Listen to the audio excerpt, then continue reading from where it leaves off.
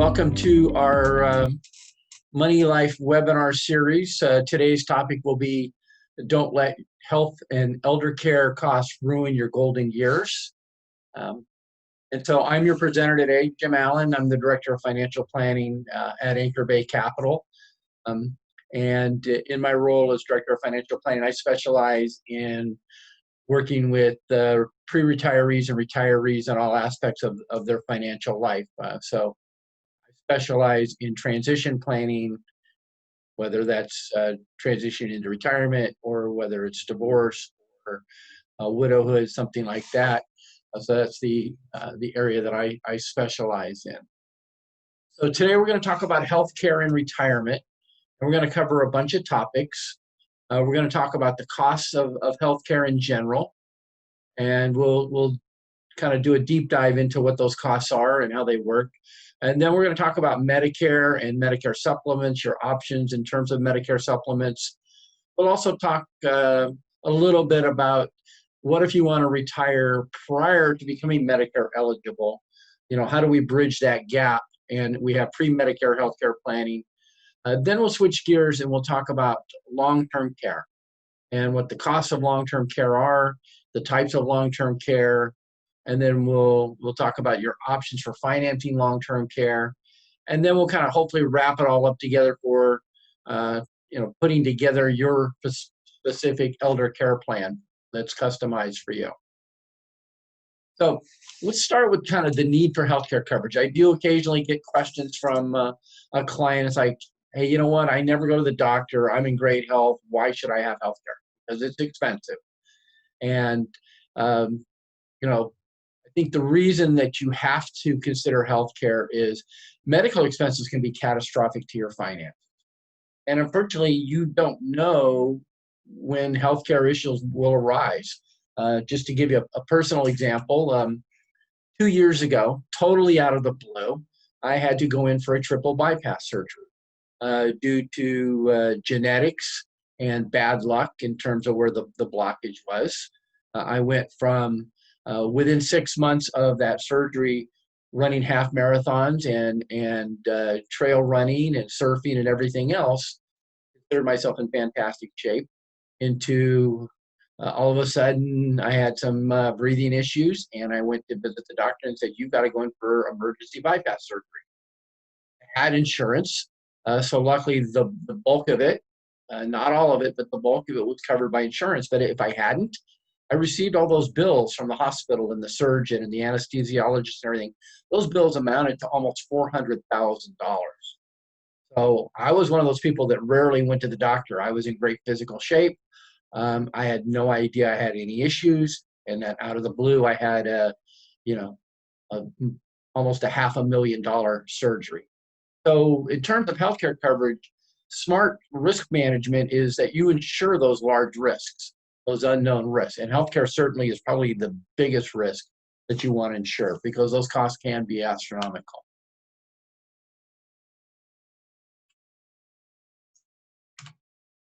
So let's talk about healthcare coverage during your life. So while you're working, you normally have some sort of employer-provided health insurance, whether they're paying for all of it or they subsidize it or they just give you some cash benefit that you can use to go out and buy your own insurance. You normally have, if you're working full-time, some type of employer-provided health insurance. But then at some point, you're either going to retire and switch to Medicare at age 65, or maybe you're going to have early retirement. And sometimes early retirement isn't by choice. It's because of layoffs or job eliminations or company closures or whatever, and obviously that's happening quite a bit right now. So you could have early retirement, but it's forced and not by choice. So you got to figure out, okay, what am I going to do for health insurance now that my employer coverage has stopped? And so we'll talk about how do we bridge that gap between working and age 65. And you have options. The healthcare exchanges, what we typically call Obamacare. You have COBRA for a period of time. Maybe you have a health savings account. And so we'll talk a little bit more detail about how to bridge early retirement. But ultimately, you'll get to age 65 and you'll become eligible for Medicare. And we'll talk about how Medicare works and what it covers and doesn't cover, and then the need for a Medicare supplement. So we'll start with that bridge to Medicare. So let's say you want to retire at 62. You're not going to have Medicare till 65. So what are we going to do for healthcare coverage during that period of time? Well, the first option is something called COBRA, which is a government requirement that your ex-employer must allow you to continue your coverage for up to 18 months. Now, the difference is your employer was probably paying part or all of that coverage for you. Now, yes, you get to continue the coverage for those 18 months, but you have to come out of pocket for all of the premiums. A lot of times that's a big sticker shock. Or maybe you were paying a third of the healthcare coverage. Now you're paying for all of it. So COBRA can be expensive, and you're limited to only 18 months. So it may not necessarily work. If you want to retire, before 63 and a half, COBRA is not going to bridge that gap altogether. So your other option is to go to one of the healthcare exchanges. So, if you stop working and you're not eligible for Medicare, you can go onto one of the healthcare exchanges. Or if you don't have employer-covered insurance, then you run one of the healthcare exchanges to begin with. So in California, it's called Covered California. And there are 3 levels of coverage. You have bronze, you have silver, you have platinum.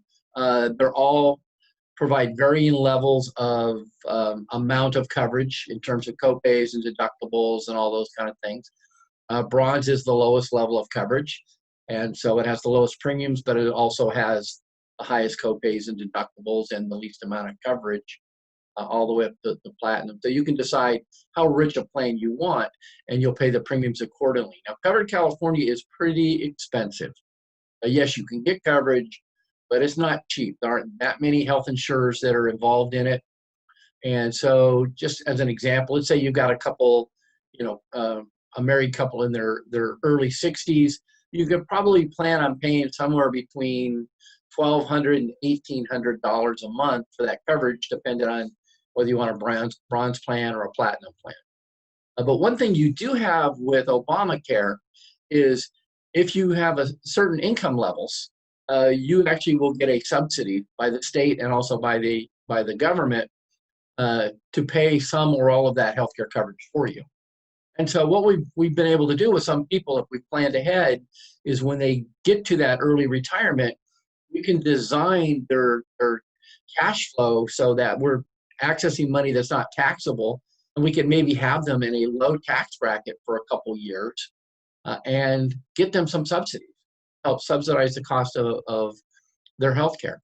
Again, it requires careful planning. It's not going to work in every situation, but I certainly have 2 or 3 clients right now that they're on a Covered California, but they're getting a substantial subsidy because of the way we design their plan. The income they need is either in a bank account that's not taxable, or we're using Roth IRA distributions, whatever it is, but that's saving them $1,000 plus a month healthcare coverage. And then finally, the other option is a health savings account, or HSA, and we're going to talk about that more in a slide here.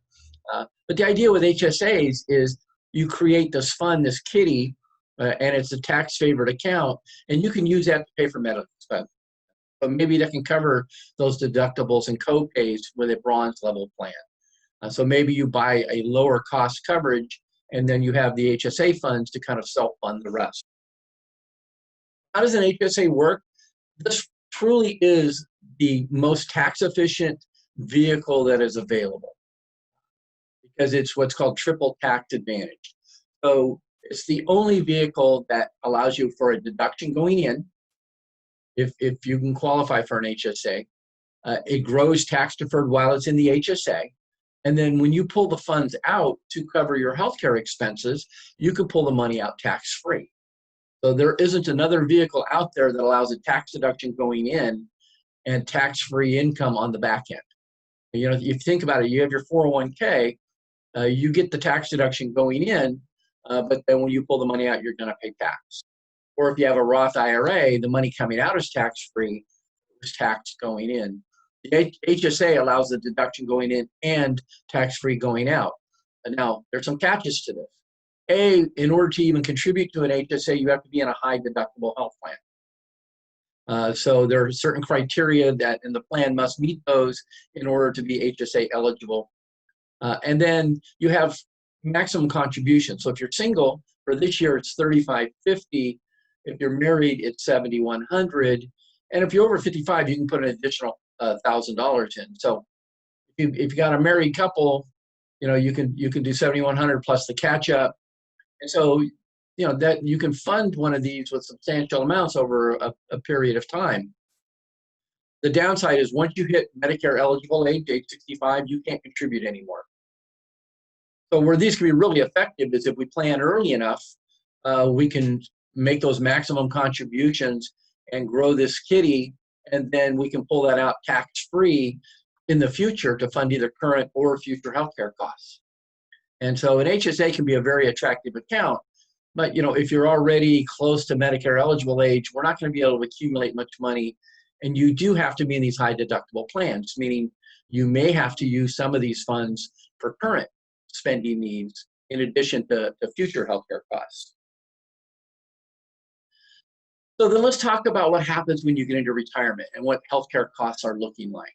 And so Fidelity, the investment company, does a study every year where they take your typical 65-year-old couple and they estimate over a 25 or 30-year retirement, what are their healthcare costs going to cost them? And for 2020, that number came out to $280,000. And so that doesn't also include any long-term care coverage. We'll talk about that separately. That's just your basic medical care. And that's a big, scary number. And I can tell you my 30 years of experience, I think that number is probably overinflated. And that the reality is if you have Medicare and you have a good Medicare supplement, for most people, your costs will be substantially below that. But that's what they come up with, and they update the study every year. And so it's a big number. And then I'll show you what those costs are comprised of. So what are these healthcare costs? First, you have to pay premiums for Medicare's Part B and D. We'll talk about all the Medicare options in a moment. And then if you're in Medicare Part B and D, you have something called the income-related monthly adjustment amount, or IRMA for short, where depending on how much money you make, your premiums are increased. And so it's income-based as to how much your Medicare premiums will be. And I'll show you a chart on the Medicare premiums here in a second. So you're going to have to pay premiums for Part B and D. They may be dramatically increased because of IRMA. And then both Medicare's Part A, Part B, and Part D all have copays and deductibles that you're going to have to pay.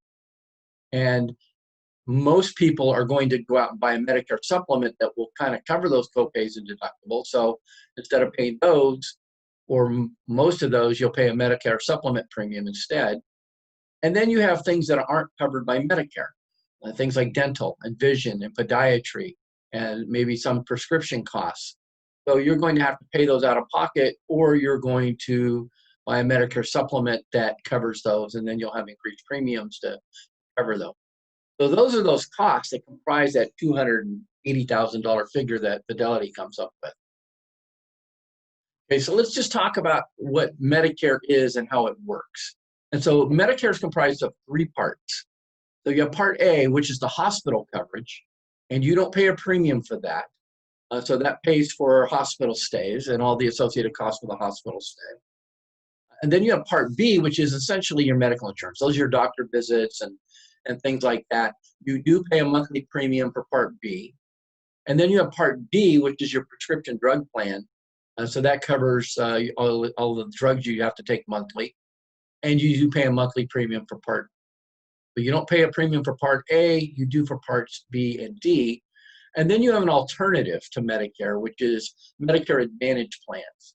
A lot of times they're called Part C. And so essentially what you have there is that you'll get similar coverage, but it's through a private program rather than through Medicare proper. And you will pay a monthly premium for that. And I'll talk a little bit more about Medicare Advantage versus Medicare supplements here in a couple slides. So when you get Medicare, at age 65, you're eligible to turn on Medicare. And the window for enrolling is 3 months prior, the month of your birthday, and then the 3 months after. So you have a 7-month window to apply for Medicare. And like I said, Part A is automatic. There's no premium cost, so you typically sign up for that. Now, Part B, because you do have a premium, if you're still working and covered under your employer's plan, you don't necessarily want to pay for both of those. So you can delay signing up for Part B until you actually stop working and are no longer covered under your employer plan. But, and this is a big if you sign up for Part B later, and then you have what's called the special enrollment period, meaning you can sign up for Part B, and you do not, for every year you wait, you have a permanent 10% penalty. So let's say that you become Medicare eligible in 2020, but you're still working, and so then you retire in 2021. You've got the special enrollment period. If you sign up for Medicare Part B, then no penalty. But let's say you don't sign up for Medicare Part B in 2021, and you wait till 2022, you're going to have this 10% penalty. So your Medicare premiums will be 10% higher for life. And if you wait another year, now they're 20% higher for life. So this is one of those things you have to stay on top of and make sure you sign up for Medicare Part B when you're eligible. Otherwise, you're going to have increased premiums, and they don't go away. It's not just a one-year penalty, it's a permanent penalty. Okay, so then let's talk about these Part B premiums for Medicare, and then what happens if you have IRMA. So the first line there is your base monthly premium for an individual for Medicare Part B. So if you make less than $174,000 as a married couple, or less than $87,000 as an individual, your base monthly Medicare Part B is $144.60. If you're a married couple, you're both in Medicare, you have two of those, so you're right around $300 a month for your medical premiums. But if you're subject to IRMA, and the way they determine this is they take your tax returns from 2 years prior to determine your income. So let's say that you're making a substantial living and you're making $350,000. Well, now your Medicare premium is $462.70 each. So now a married couple, you're looking at like $900 a month for your Medicare premium. So sometimes we can't do anything about IRMA. It just, if you've got pensions and Social Security and all this, maybe we can't get you below the threshold. But a lot of times what we'll want to do is, if you're making $173,999, your premium's $144.60. If you make $174,001, now you've got almost a $60 a month extra premium. So we can maybe do a little bit of tax planning here and keep you below that threshold, at least temporarily. But it's something you need to be aware of, that without proper tax planning, we could suddenly throw you into IRMA and have you pay more in Medicare Part B premium. Now, Part D is your prescription drug coverage. The base premium for Part D this year is $41.21. It's also subject to IRMA. And so the maximum monthly premium with IRMA is $118.61. So if you're at the base level between your Part B and your Part D, you're about $185 a month. So $370 for a married couple. Again, depending on where you are with IRMA, it could be as high as $100+ per month, so $1,200 for a married couple. But if you're not subject to IRMA, you can see the premiums aren't that expensive, and so you probably will be paying less on Medicare in terms of premiums than you were for your employer plan. But you have these coverage gaps, things that Medicare doesn't cover. And so, for example, for Part A of the hospital, you don't pay a premium for Part A. But you have an initial deductible. So if you go into a hospital, you're going to have to pay $1,408 as your part of the hospital bill. And then most of the rest will be covered unless you have an extended stay. And in that case, if you're in the hospital for more than 60 days, then you have a $352 a day copay. And then it goes up to 90 days. And after 90 days, that copay becomes even higher. So for most people, the hospital stays aren't going to cost them a bunch of money other than the deductible. But if you do have an extended stay, and just think about people who have caught COVID and have been in the hospital for 2 or 3 months, they're incurring some costs potentially in terms of these copays. So that's Part A, no premium, a small deductible, hefty copays if you have an extended hospital stay. Part B has a deductible as well. It's $198. So you have to pay the first $198 for any medical expenses. And after that, you typically have a 20% copay. So if you go to a doctor and you have some testing and you have some blood drawn and the bill comes to $1,000, you're going to have to pay $200 of that 1,000 out of pocket as a copay. And then the prescription drugs also have a copay, typically 25%. But then you have this kind of oddball system where you have what's called the donut hole or coverage gap. And you can see the chart there.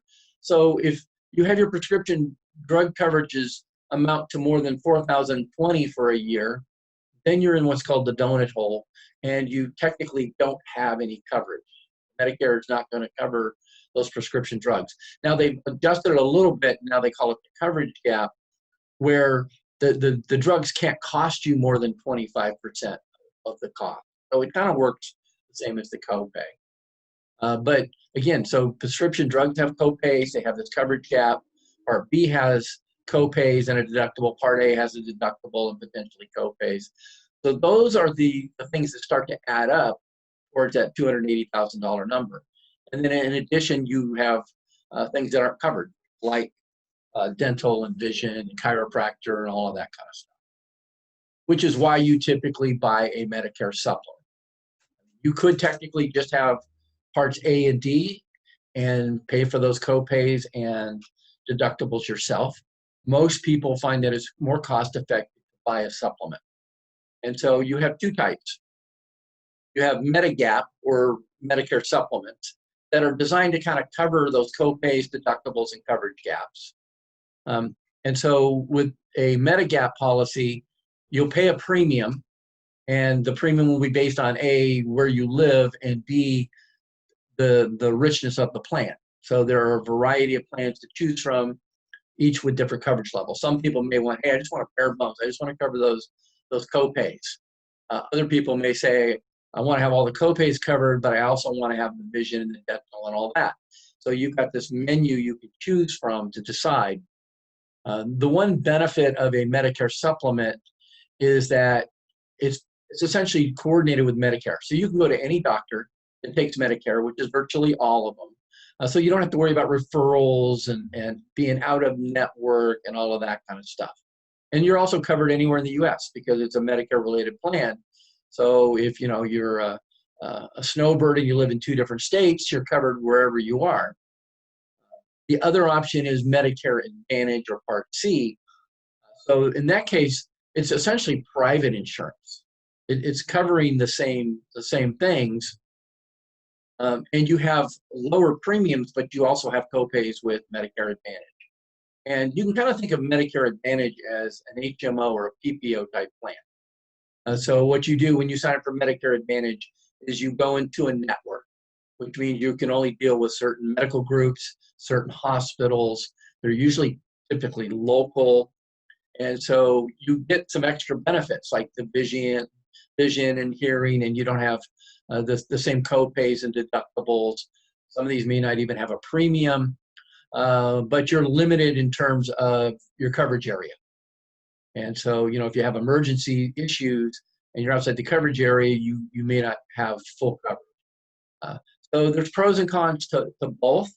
There's costs associated with both. And this is why we typically, when you become eligible for Medicare, we refer you to a Medicare specialist, agents who work in this area. They understand all of the various menu options. They understand the choices that are available to you in your region. They can give you the pros and cons of each, the premium costs, everything else.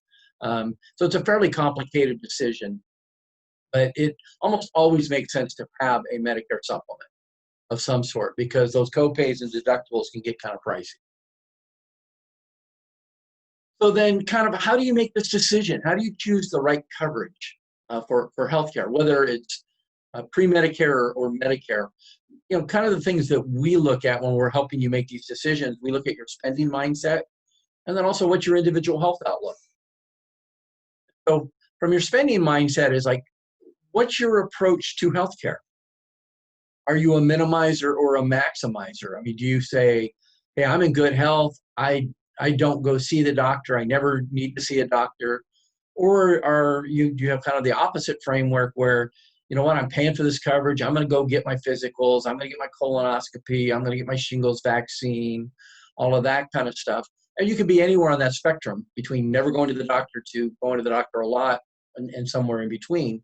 And so, you know, your usage of the healthcare system kind of will dictate what kind of plan you should buy. And then you can look at other things like, are you kind of a technophile? I mean, there are these now these programs called teledoc, where you can essentially have doctor visits via the internet or via the phone. Those programs are usually less costly. So, you know, you could look at how you can use technology to kind of minimize your costs. And then, you know, there are some people who are more holistic. I mean, do you use things like acupuncture and a chiropractor and home remedies? And so you've got to factor all of this into your decision about how much healthcare do I really use and want, and then match the plan that you purchase to the amount of healthcare that you're going to use. At the same time, though, you got to do an honest assessment of your health. You know, so what are you doing to take care of your health? Are you exercising and eating right? And, you know, do you take certain prescription drugs to lower cholesterol or manage diabetes, things like that?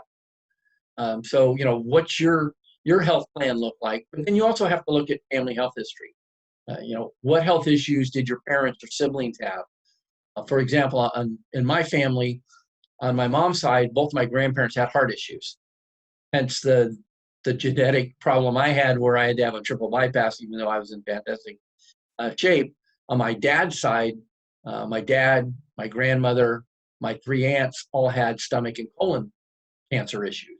So I know that I've got potential hereditary issues, and so I need to do colonoscopies and things like that. So you've got to look at what are the things that are sitting out there in terms of your family health history, and then your lifestyle. Do you smoke, or have you smoked in the past? You know, drinking sodas and coffee and all of that. You know, so you know, what are the factors that could maybe increase your risk of needing healthcare coverage in the future, or maybe, you know, you lead a healthy lifestyle and you probably need less healthcare coverage. And then finally, do you have any existing health conditions? Do you have certain conditions already that you know that are going to be there to impact your healthcare costs in the future? So you've got to look at both of those, like what's your approach to healthcare, in addition to realistically, how much healthcare am I going to need based on my individual situation? So that's medical insurance. But the other component when you're in retirement is long-term care. And it's totally separate from Medicare and healthcare coverage and everything else. It's its own animal. And it's a major concern. And I published some statistics from a study that Nationwide, the insurance company, does every year. And so in the last study they did, 73% of the people they surveyed are concerned that they won't be able to pay for long-term care. Yet 78% of those people also said they didn't have a plan in place. So they know it's a problem, but they haven't addressed the problem. And in fact, only 15% of the people in the survey actually had some sort of long-term care coverage. So it's an issue that people are worried about, but it's not being addressed. And there's several reasons for that. We'll kind of talk about those. So first, let's talk about what long-term care planning is, because it's not just going to a nursing home. You know, that for some people that may be the end result, but there's a whole spectrum. As you age, you know, your ability to function on your own and be independent will be affected, either just simply through aging or through infirmities, things like dementia, Alzheimer's, or just, you know, health issues. So when you're kind of starting out, ideally you're retired, you're just living in your home, you're what's called aging in place. And then at some point, maybe you're going to need a little bit more support. Your functions are being a little bit more limited. Maybe you can't drive as much as you used to, or you need help with, you know, just some of the daily chores, housekeeping and things like that. So then maybe you're going to bring a housekeeper in, or maybe you're going to use a Meals on Wheels program or something like that. So you're starting to have limited support that's home-based. Then maybe as your functions get a little bit more limited and maybe there's some more health-related issues, then you got to start looking at what's called home health care. And there's a lot of different ways that works. You could, again, just be bringing people in to do more of the daily functions. So it could be taking care of the home and then also taking care of some personal things like bathing and dressing and things like that.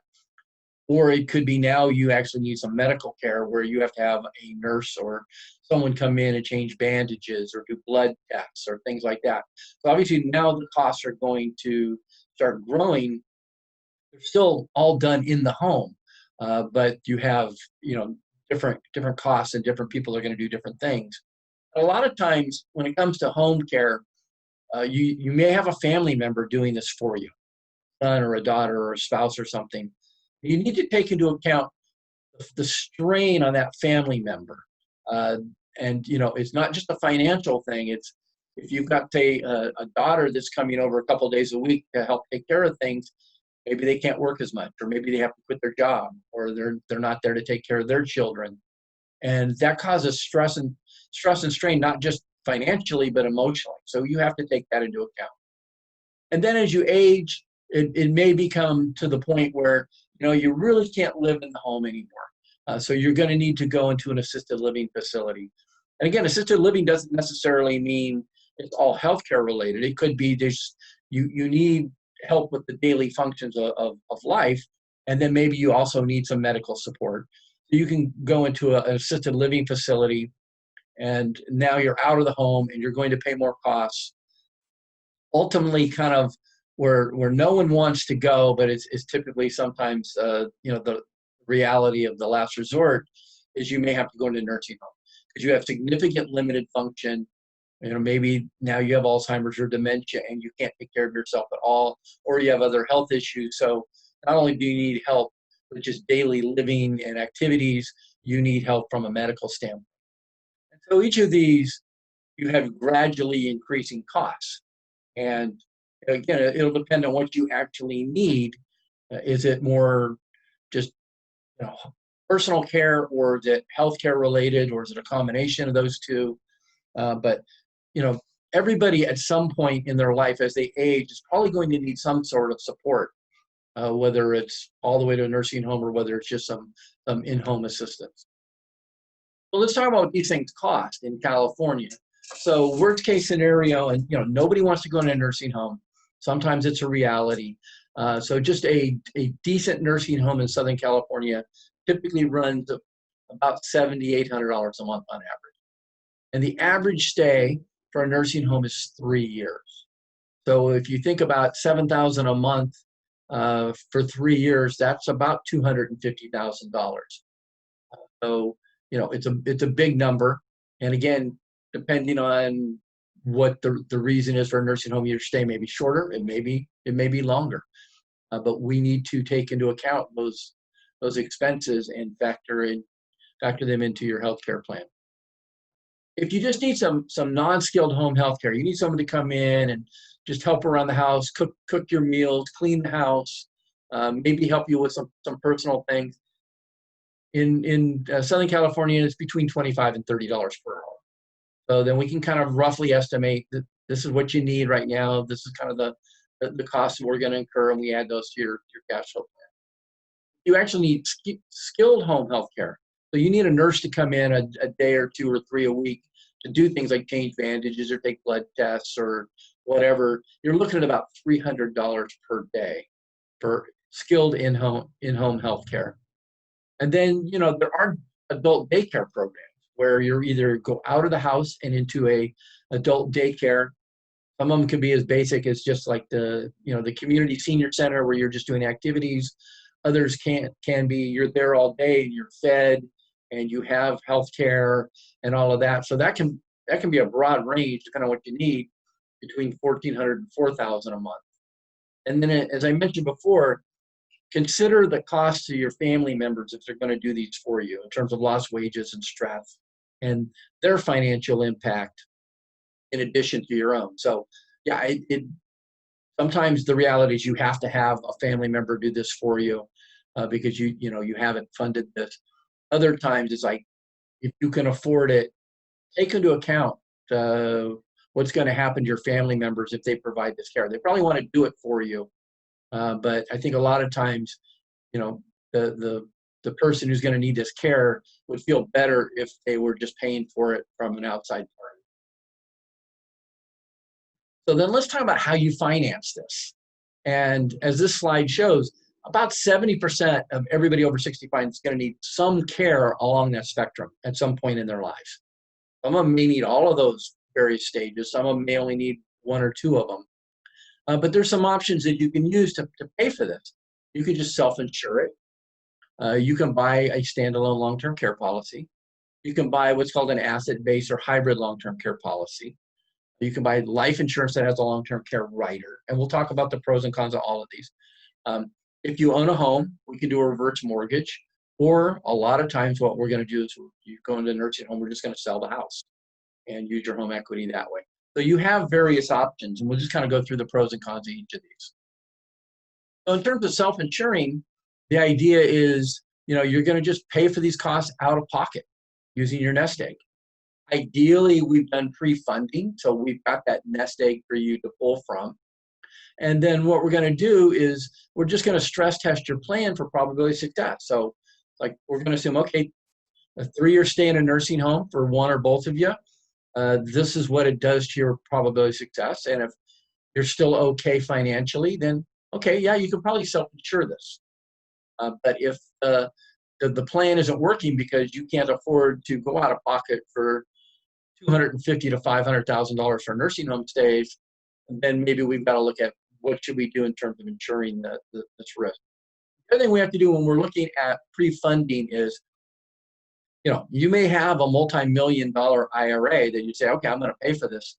But you got to remember, depending on where we're pulling the money from, if you say it's a retirement plan like an IRA, we're going to pull $7,000 a month out to pay for the nursing home. Well, guess what? The IRS is going to want their $3,000 plus in tax. And so now it's costing you $10,000 a month.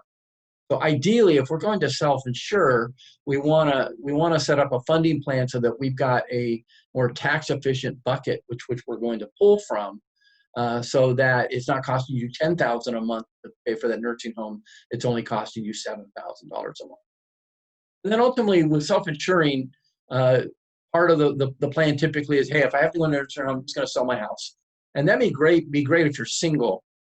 But if you're a married couple, and you got to sell the house, what's the spouse who's not going to the nursing home going to do? Where are they going to live?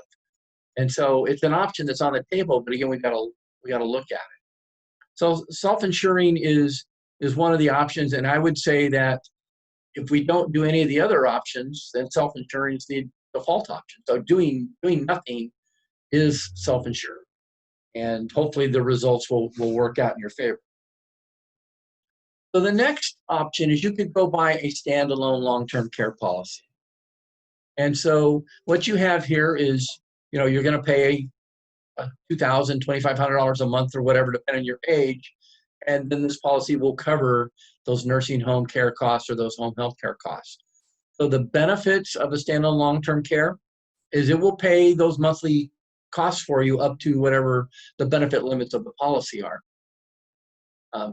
And you can add cost of living adjustments, so you can keep up with cost of living. And unfortunately, while inflation in general has been very low, less than 2%, the cost of healthcare and long-term care has been increasing at 5% and 6%.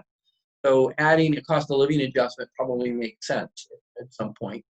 And you can also use these policies to pay for home health care. So most of them will allow you to have, skilled in-home health care, and then also non-skilled home health care.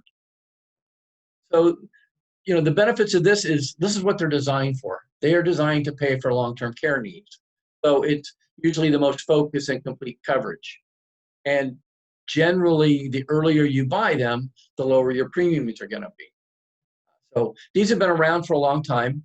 They've honestly kind of fallen out of favor, and I'll kind of talk about the cons of these.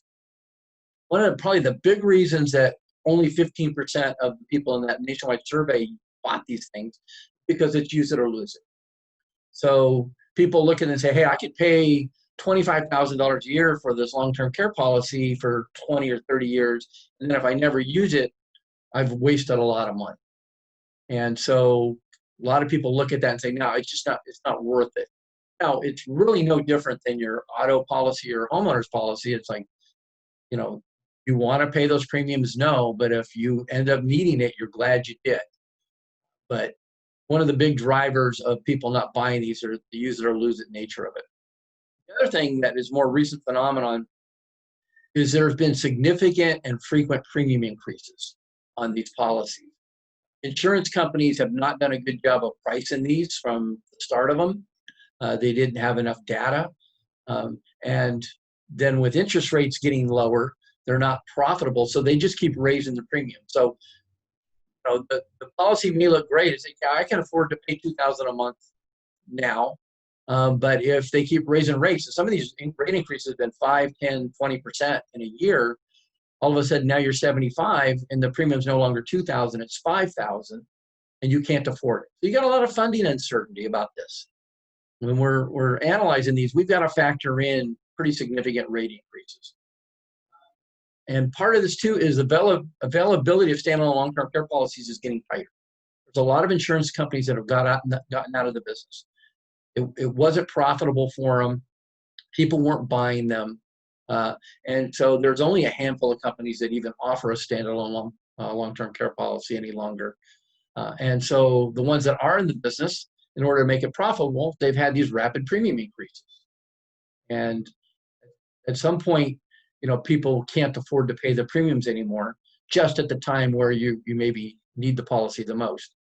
And like most types of insurance, the older you are, the higher the rates are going to be, because the higher the probability is that you're going to need the coverage. So we always look at standalone long-term care as one of the options. We'll get quotes from our insurance broker to see what it looks like, but they're not used as frequently as they were in the past. An option that I prefer, because it has, I think, more flexibility, is what's called a hybrid or asset-based long-term care. So what you have with these, it's kind of a combo policy. It's technically a life insurance policy, but it pays a long-term care benefit. And while it's actually a life insurance policy, it pays a very small death benefit. It's primarily long-term care. And most of them have a feature where you can cash it in if it's not needed. So it's not use it or lose it. You're going to receive a benefit one way or the other from this policy. And I'll give you an example on the next slide. The other thing with these is they're almost always either a single pay premium or a short pay, like 3 to 5 years. So you have premium certainty. You know what the premium is going to be. So you don't have to worry about premium increases every year for the next 20 years. So you've got certainty. You're essentially making this one-time contribution, and then you know what your benefits are going to be. So the downsides to these, you still need to be insurable. They're still going to underwrite it like they do standalone long-term care. So they want to know what's the probability of you having to go into a nursing home for whatever reason. The death benefit is so small that they don't really care about, what's your chance of death. They're going to underwrite it like long-term care. Obviously, the older you get, the higher the lump sum premium is going to be. And really, the major downside to these asset-based policies are you need to have the funds to buy them, because they are either a single premium or a 3 to 5 pay. You've got to have the cash to be able to make those payments. And that is typically why people don't buy these, even though they've got a lot of very valuable benefits to them. So let me give you an example of how these work. So I have a client from a couple of years ago. She was a single female. She was age 63, and she had $40,000 sitting in a CD. And at the time, it was maybe earning 0.5%. So it was what I would call an idle asset. It was cash that really wasn't doing much for her.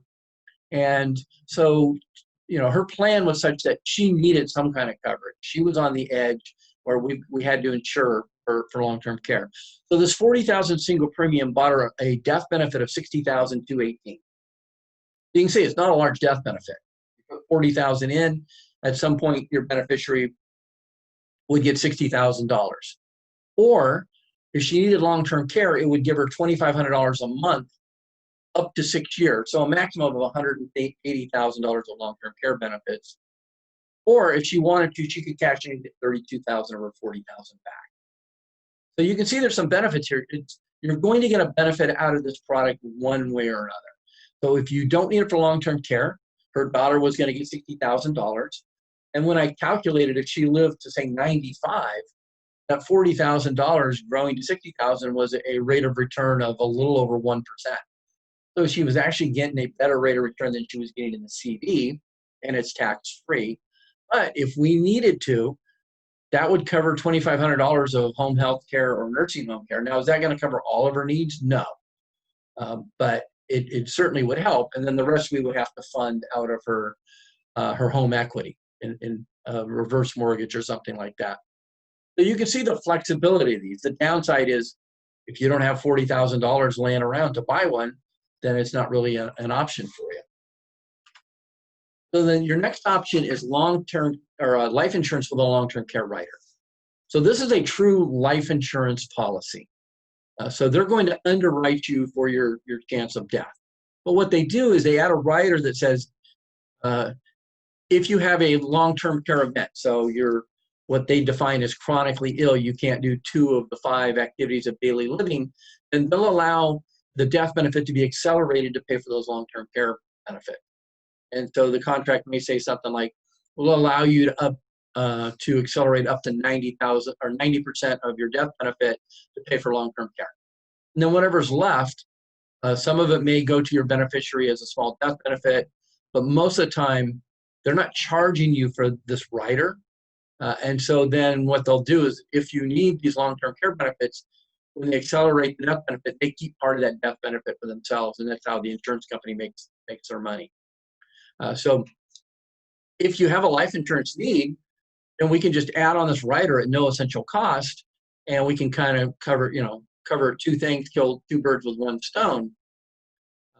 The downsides, now you got to be insurable for life insurance purposes. They're not looking at it as, what's the chance of you going to a nursing home? Now they're going to look at what health conditions do you have that maybe cause you to die prematurely. Like the others, the older you are, the higher the premium you are. You'll pay. So I think for these, kind of the sweet spot is from your 50s to your early 60s, these still may be cost effective. But, again, if you don't need the life insurance, then, do we really want to pay the premiums for the life insurance? Would we be better off using one of the other options? And then also the benefits may be more restricted. The definition of a long-term care event for these life insurance policies is different than the definition for a standalone long-term care policy. So sometimes it's not a big deal, but we have to look at that. So you have several options in terms of shifting the risk to an insurance company. The other option, in addition to self-funding or insuring, would be if you have home equity, you can use that home equity to help fund your long-term care needs using a reverse mortgage. And reverse mortgages, sometimes people automatically say, no way, I'm not doing them, because they had a bad rap when they were first introduced. But it actually can be a very effective tool in the toolbox.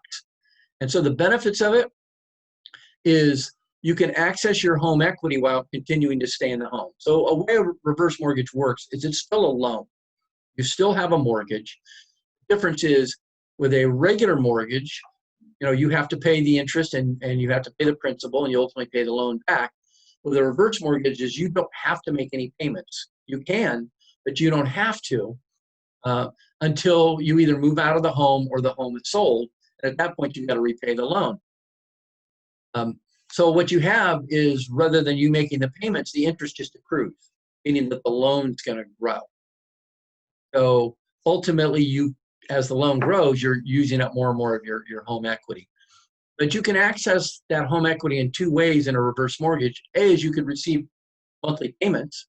So you could just tap into that home equity and use those payments to pay for home health care or a nursing home. Or I think the approach I like better is to use a line of credit and just access the fund as needed. And you typically in conjunction maybe with a standalone long-term care policy or something like that. The benefit to this is you don't have to make any payments on that until you either move out of the house or you sell it. And you can never owe more than the value of the home. So this is another one of these misconceptions. People think, I'm going to lose my home. No, that can't happen. They know that the loan's going to grow. And so they're not going to loan you more money than they think that the loan is going to grow to.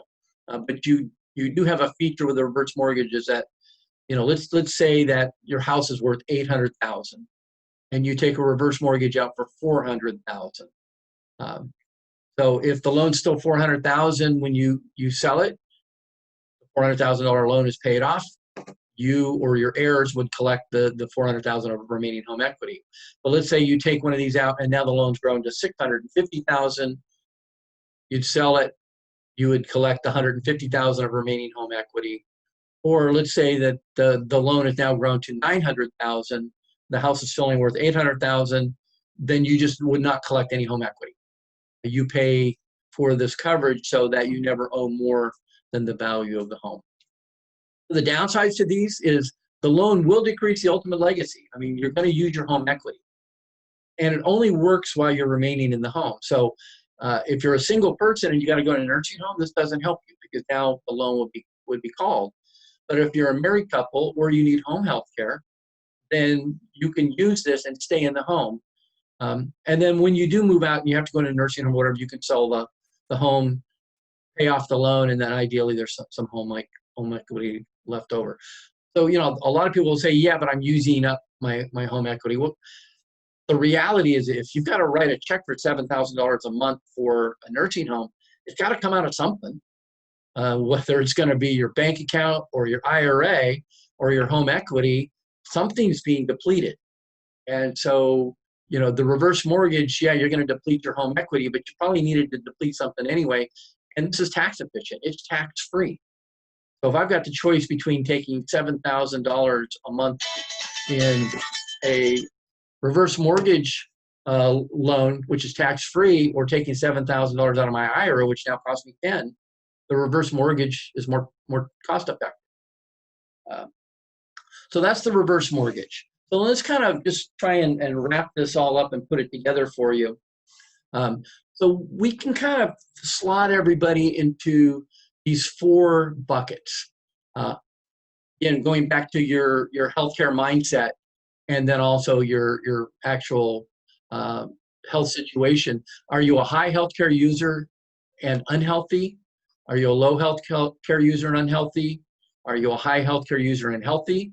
Or are you a low healthcare user and healthy? So we can kind of slot everybody into one of these. And so, if you're a high healthcare user and you're unhealthy, we can probably assume that you're not going to live to age 100 because you're not in great health. So we can assume lower longevity. Again, we have to be realistic and conservative, but we can assume lower longevity. We also probably have to assume you're going to have higher healthcare costs because you're unhealthy and you use your health insurance.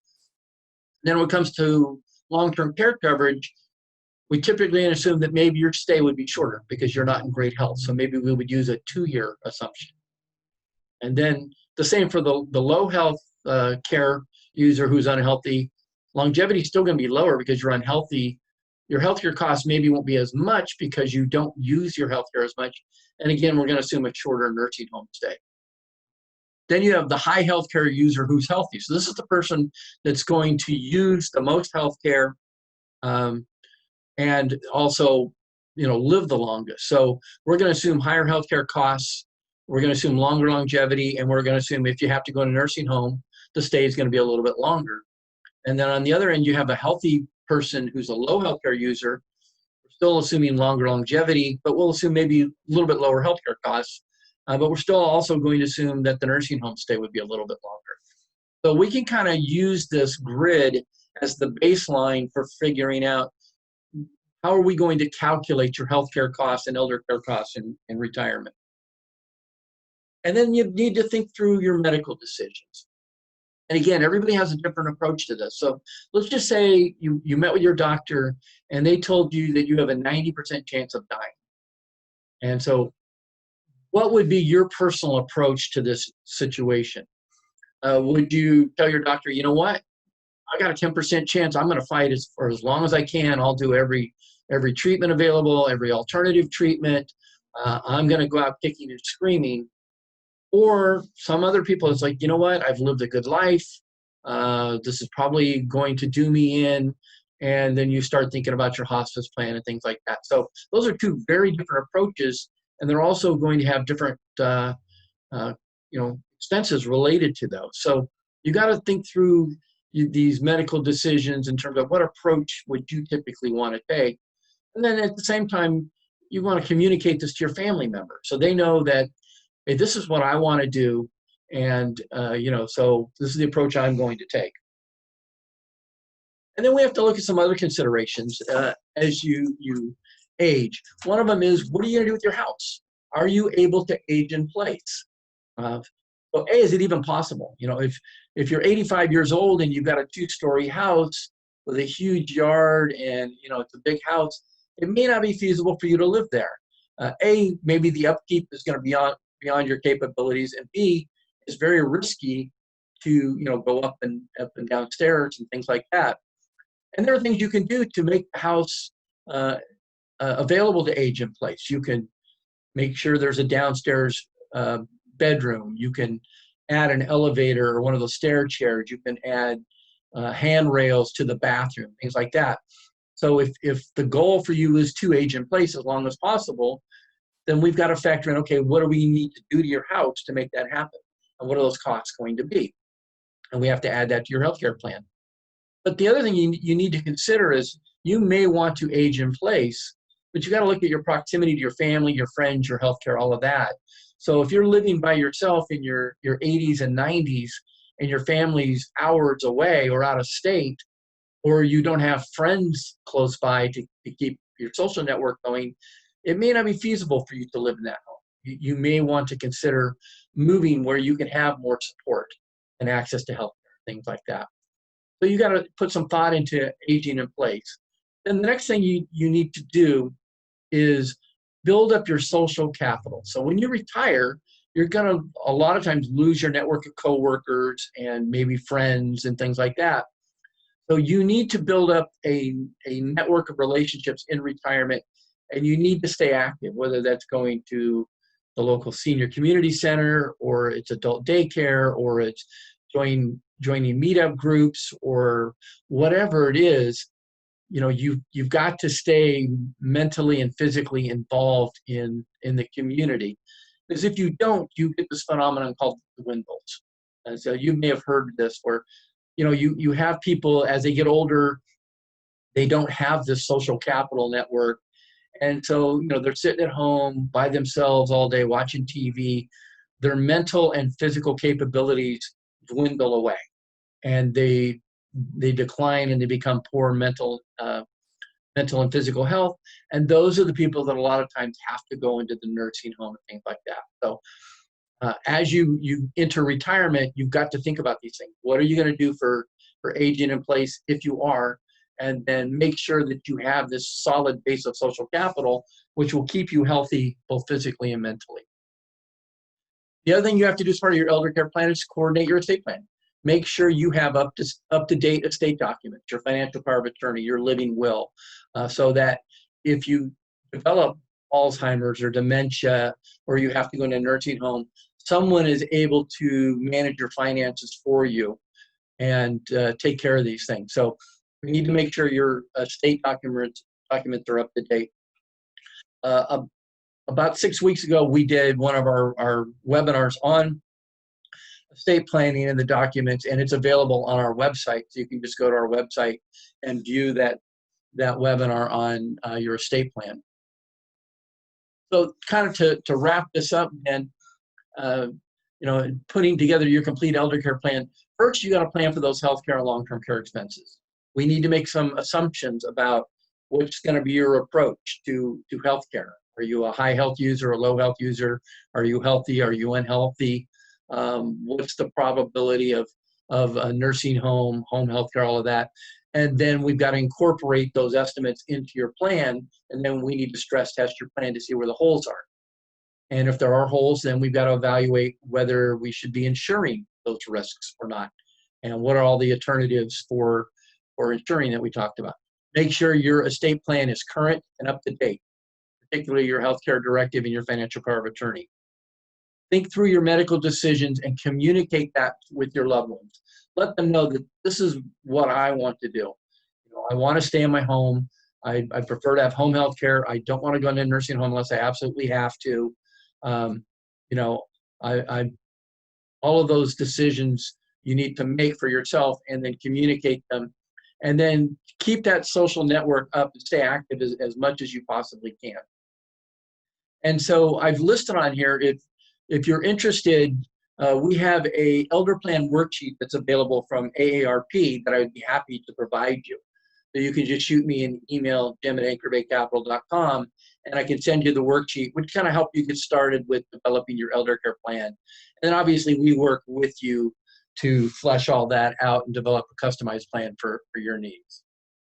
So how does Anchor Bay help?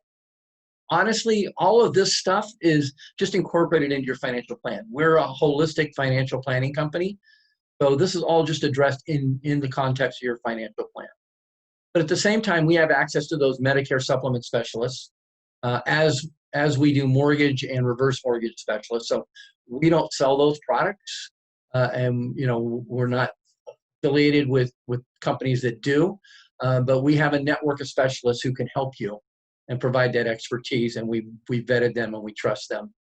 We certainly do the long-term care financing analysis and figure out, hey, should you self-insure? Should we buy standalone long-term care? Or should you buy a hybrid plan? Whatever it is, we do that financing analysis as part of your financial plan. We can facilitate these elder care plan meetings where you're communicating with your family in like a family retreat. We typically do that in context of an estate planning meeting. And then as part of your financial plan, you have this document vault service available to you. And then finally, if you don't have your estate documents or they're way out of date, we have a service that we're affiliated with where we can help you get those documents on a very cost-effective manner. So in terms of our services, I mentioned we're a comprehensive financial planning firm. So we can work on either a flat fee, an hourly, or subscription basis. If we're managing your investments, then we bundle all of the financial planning services into that investment management fee.